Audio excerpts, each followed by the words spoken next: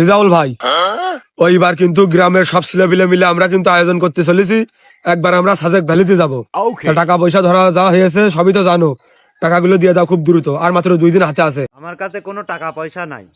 দেখো রিজাউল ভাই, প্রতিবার কিন্তু এরকম তোমার ডেলি ডেলি নেটা ফুচড়ি আমার কিন্তু ভালো লাগে না। টাকা দিবা না, তুমি যাবা না, তাই কাও।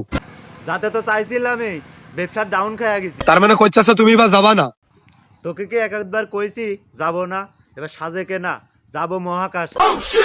ওরে আমার বাড়ার শালা, সাজেক যাওয়া টাকা গুছাত পেতে না, তুমি মহাকাশ খাবার যাচ্ছ।